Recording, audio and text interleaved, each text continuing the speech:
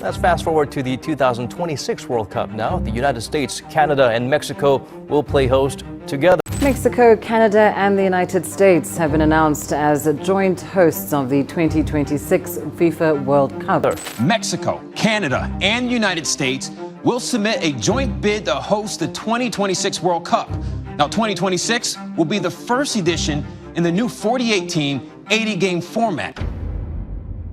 The room held its breath.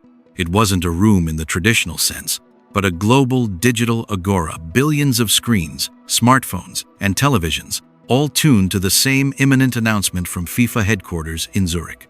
The date was etched in the mind of every football fan. The 18th of December 2024. The agenda: finalize and unveil the official match schedule for the 2026 FIFA World Cup. The unprecedented, colossal 48-team, 104-match tournament, spanning 3 nations. For years, the narrative had been settled, a comfortable truth accepted by fans, analysts, and federations alike. The 2026 World Cup was to be hosted by North America, with the United States of America as its undeniable gravitational core. It was a logical, almost inevitable conclusion. The U.S. possessed the titanic, gleaming NFL Cathedral's SoFi Stadium, a $5 billion marvel in Los Angeles, AT&T Stadium in Dallas, a monument to scale and luxury, MetLife in New Jersey, a gateway to the world's media capital. It had the corporate infrastructure, the media partnerships, the hotel capacity, and a history of executing massive, smooth global events. Canada and Mexico were beloved partners, of course, offering rich football culture and iconic venues, but they were the supporting cast. The semifinals, the final, the opening match, these crown jewels would surely be set on American soil.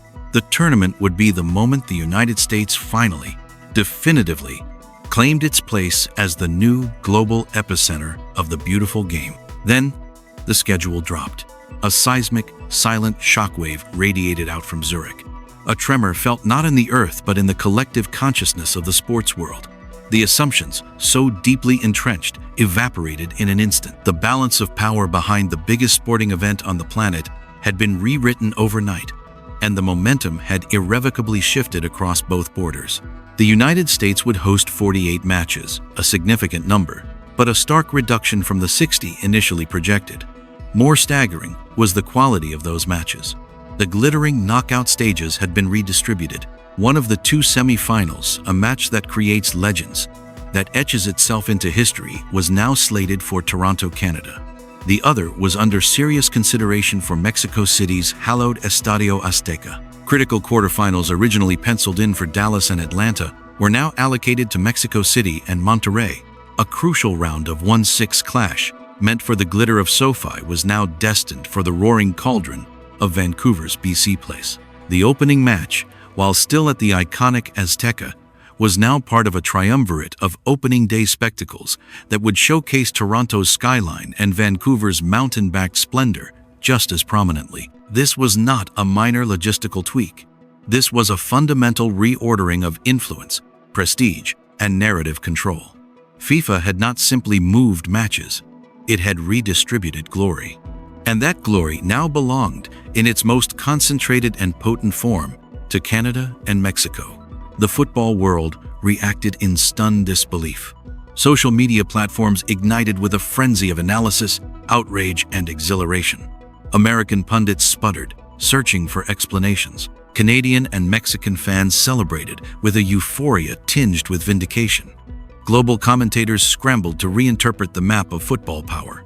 How had this happened? How had the long-assumed dominance of the United States collapsed so completely, so quietly, behind the scenes? To understand the stunning reversal, the timeline must rewind, not to the celebratory announcement in 2022, but to the grinding, unglamorous work that followed. The announcement of the tri-nation bid had created global excitement, but it also created a labyrinth of unprecedented complexity. 3 sovereign nations, 3 sets of laws, 3 currencies, 3 cultures, all needing to function as one seamless organism for a month-long global spectacle. The early narrative was clear. The U.S., with its sheer scale and resources, would naturally lead the operation. Yet, something deeper was fatally overlooked by those reading the surface. Infrastructure does not guarantee preparation. Sheer size does not automatically translate into operational urgency or cultural passion.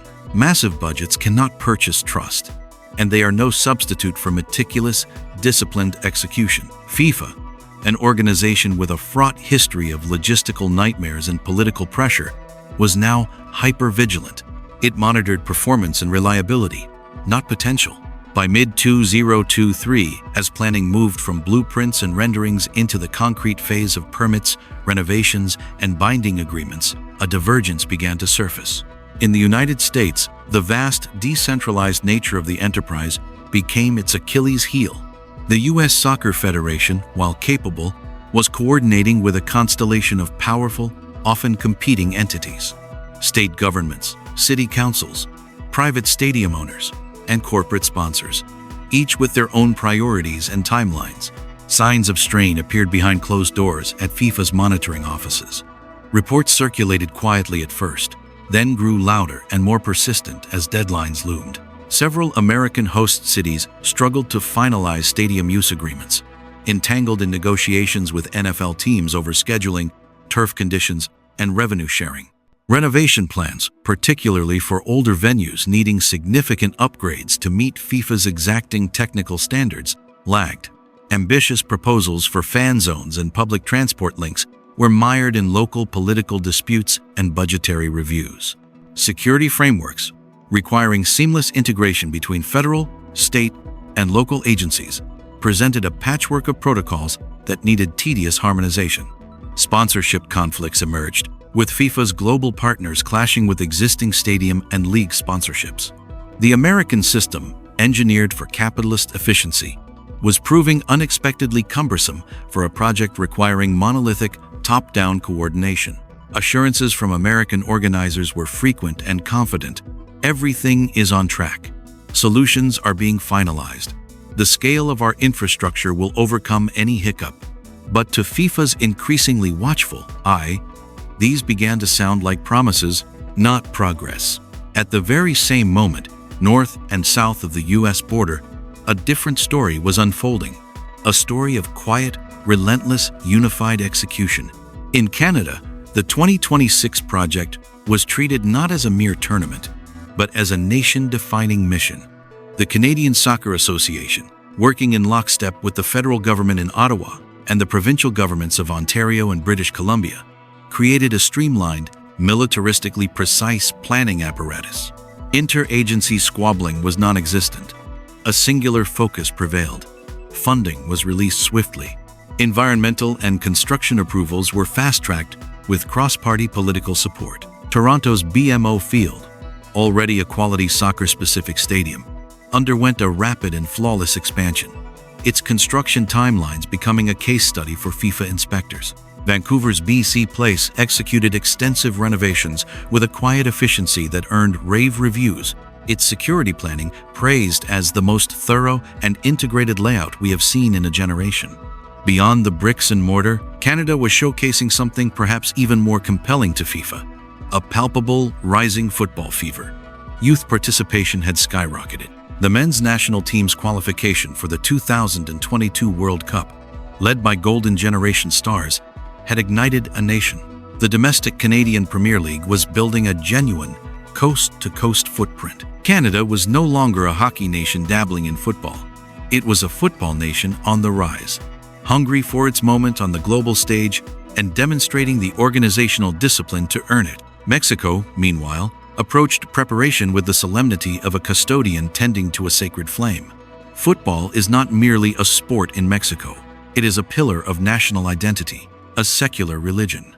The responsibility of hosting, particularly at the legendary Estadio Azteca, a site that had witnessed the game of the century in 1970 and Maradona's Hand of God in 1986, was treated with profound respect. Renovations at the Azteca and other venues like Monterrey's Estadio BBVA and Guadalajara's Estadio Akron were not just technical upgrades. They were acts of preservation and enhancement, blending cherished history with state-of-the-art facilities. FIFA inspectors noted that walking through Mexico's prepared venues felt like stepping into a place where the past and future of the sport meet seamlessly. Mexico's logistical preparation was equally formidable. Transportation networks received targeted, intelligent upgrades.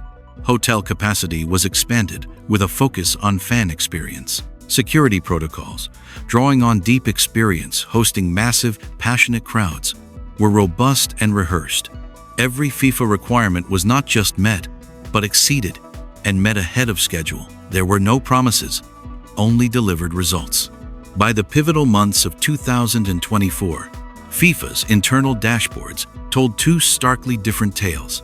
On one side, a series of amber and red flags blinking over several U.S. host cities, delayed signatures, contested budgets, unresolved conflicts. On the other side, a steady stream of green check marks from Canada and Mexico, inspections passed, milestones achieved, budgets balanced. The turning point crystallized during a private review session in Doha in September 2024. FIFA President Gianni Infantino, flanked by the heads of the tournament organizing committee, pored over a comprehensive set of updated reports. The contrast was damning. 7 American cities had missed key construction or renovation deadlines.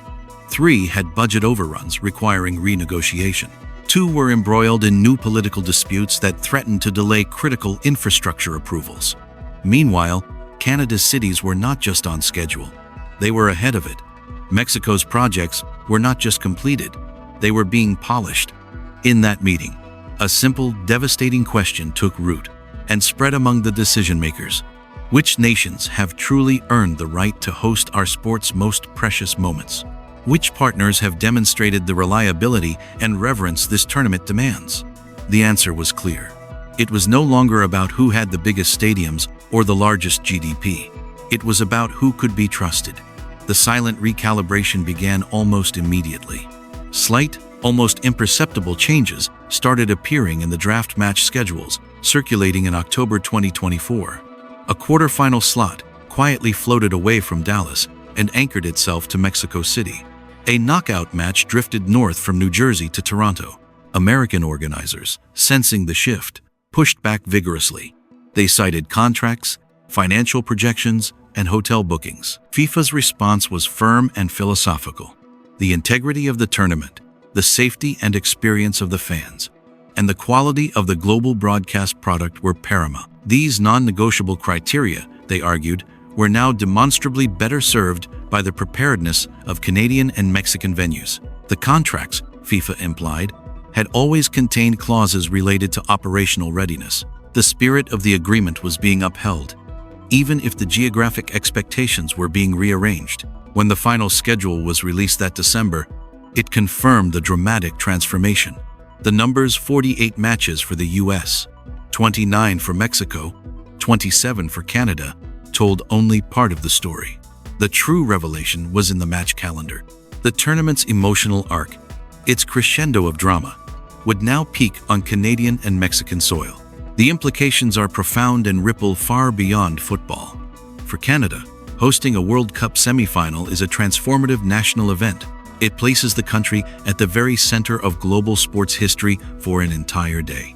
The image of a player scoring a winning goal in a Toronto semi-final will be replayed for decades, becoming an indelible part of Canada's international identity. It validates the country's football journey and signals its arrival as a serious, organized player on the world stage, capable of leading, not just participating. For Mexico, it is a powerful reaffirmation of its eternal place in football's pantheon. To host a potential semifinal in the Azteca is to weave a new, glorious chapter into the stadium's rich tapestry. The sound of 87,000 voices roaring in that volcanic bowl during a knockout match carries a cultural and emotional weight that no newly built stadium, however luxurious, can replicate. It is a testament to tradition meeting excellence. For the United States, the lesson is a stark one in realpolitik and the new rules of global cooperation. Historical presumption, economic might, and superior infrastructure are no longer trump cards. In a world where international bodies and partners increasingly prioritize demonstrable action over asserted leadership, consistency and execution are the ultimate currencies. The US was not punished. It was simply out-prepared.